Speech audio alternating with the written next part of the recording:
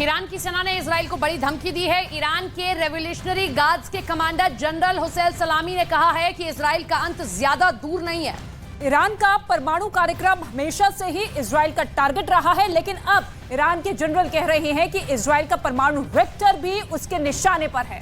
वैसे इस वक्त ईरान को ज्यादा खतरा इजराइल से नहीं है, बल्कि अमेरिका से हो सकता है।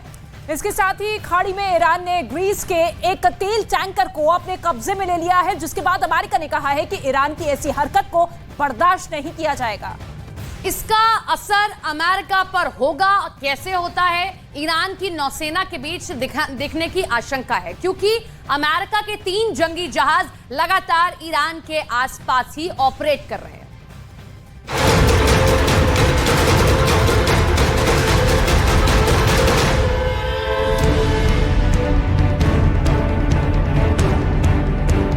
ये ब्लैक एंड व्हाइट वीडियो है। इस वीडियो को एक ड्रोन ने रिकॉर्ड किया है। इस वीडियो में एक बहुत बड़े युद्ध की शुरुआत देखी जा सकती है। इस वीडियो में तेल का एक बड़ा टैंकर है। पहले इस जहाज के पीछे 2 फास्ट बोट आती हैं, उसका पीछा करती हैं। फिर अचानक इन फास्ट बोट्स की तादाद 10 हो जाती है।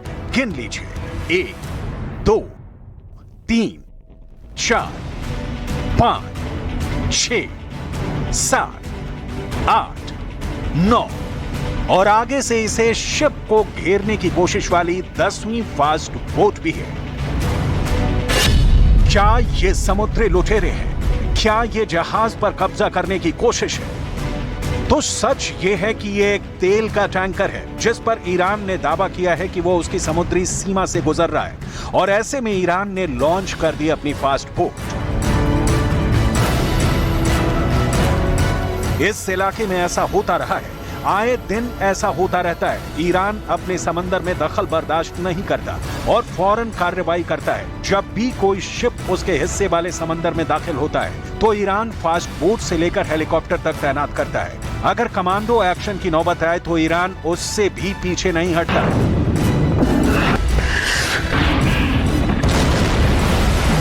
यही वजह है कि अब ईरान की कार्रवाई को अमेरिका के लिए बड़ी धमकी के तौर पर देखा जा रहा है। अमेरिका की नौसेना दुनिया के इस हिस्से में बहुत सक्रिय है और उसका आए दिन ईरान की नेवी से भी एनकाउंटर होता रहता है।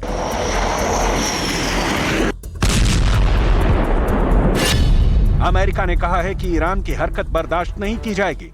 बाइडेन ने ईरान पर पलटवार का मूड बना लिया है। बाइडेन ने अब सीधा हमला करने की धमकी दे दी है।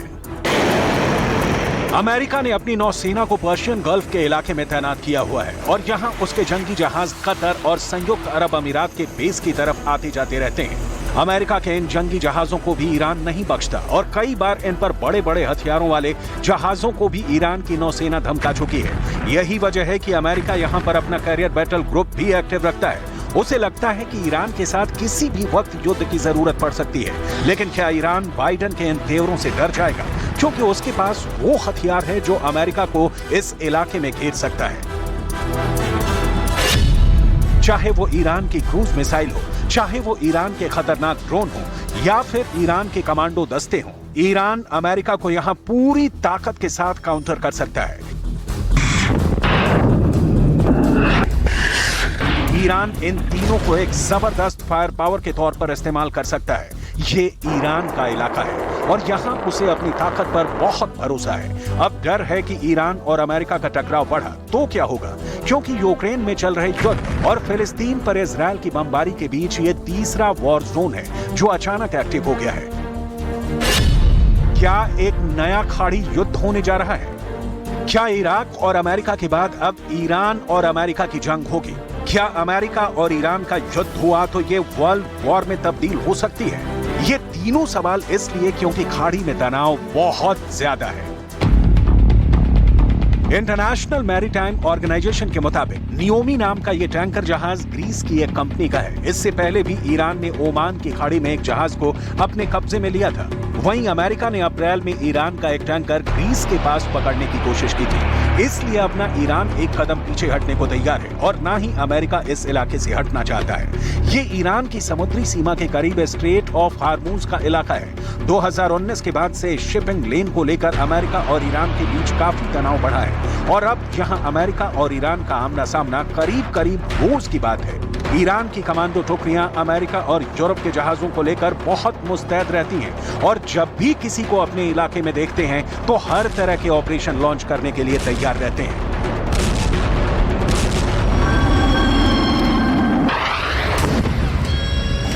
हाल ही में ईरान की सेना ने एक परेड निकाली थी। इसमें उसने अपना S-300 एयर डिफेंस सिस्टम दिखाया। इसकी रेंज 150 किलोमीटर है।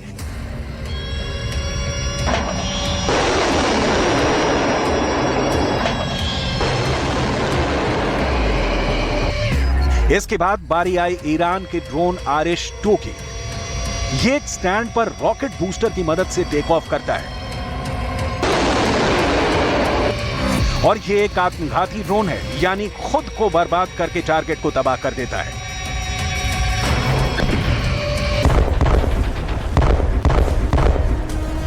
परेड में अगला ड्रोन और खतरनाक है। ये है कमांड 2। ये 100 किलो तक के बम और मिसाइल के साथ 2000 किलोमीटर की रेंज में ऑपरेट कर सकता है। इसके बाद आती है ईरान की लाल रंग की anti ship cruise missile Kausar. 25 kilometre range वाली यह मिसाइल अमेरिका के लिए बड़ा खतरा है। ईरान की मिलिट्री पावर अमेरिका के लिए बड़ा खतरा है और अब ईरान की वार्निंग है कि अमेरिका खाड़ी देशों से अपना बोरिया बिस्तर समेट कर भाग जाए, नहीं तो वो उसे भागने पर मजबूर कर देगा। ईरान अमेरिका को अपना सबसे बड़ा दुश्मन मानता है और खाड़ी देशों में अमेरिका के मिलिट्री बेस को वो इस इलाके के लिए सबसे बड़ा खतरा बताता है।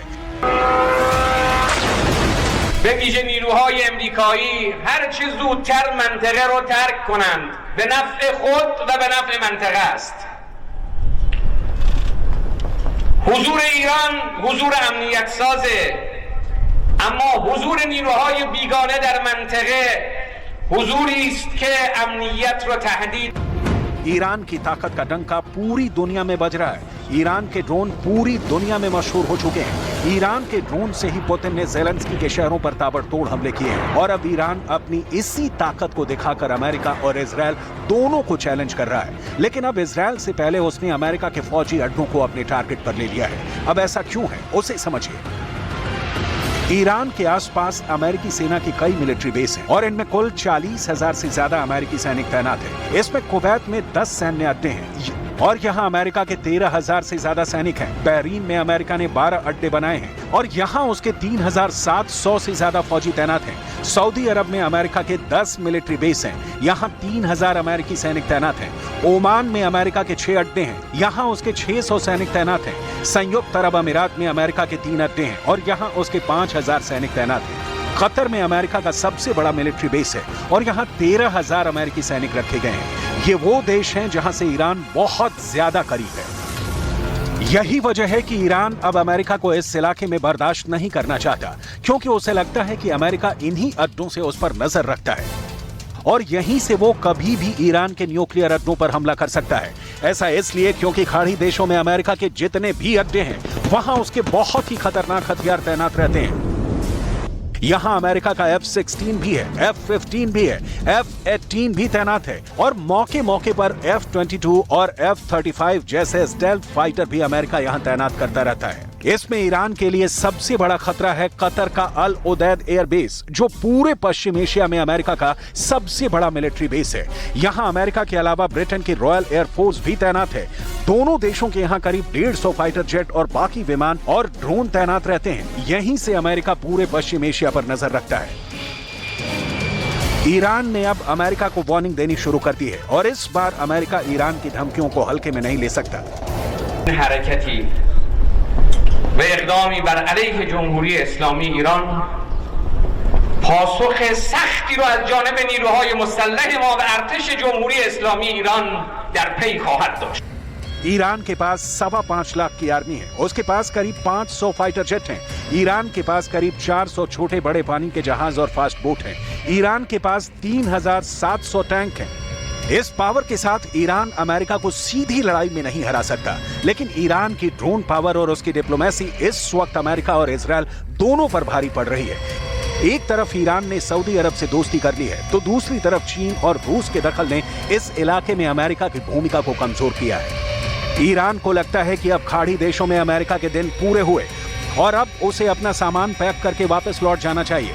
ठीक उसी तरह जैसे वो इराक और अफगानिस्तान से बोरिया बिस्तर समेट कर भागा है। ईरान के आत्मविश्वास की वजह उसके हथियार भी हैं, जो ग्लोबल प्लेटफॉर्म पर ईरान की धमक को और मजबूत कर रहे हैं। ईरान इस वक्त दुनिया की सबसे बड़ी ड्रोन पावर या कहें कि ड्रोन डीलर बन चुका है, जिसके ड्रोन सस्ते हैं, असरदार हैं और युद्ध में खुद को साबित भी कर चुके हैं। पश्चिम एशिया में इस वक्त युद्ध जैसे हालात कभी भी बन सकते हैं। इसे देखते हुए ईरान पहले ही अपने हथियारों को यूक्रेन में भी आजमा चुका है और अब वो इसके साथ अमेरिका और इजराइल को भी चैलेंज कर रहा है। ईरान और सऊदी अरब के समझौते या कहें कि दोनों में तनाव कम होने से दो देशों को सबसे बड़ा नुकसान होने वाला है। इनमें पहला नंबर है अमेरिका का और दूसरा इजराइल है।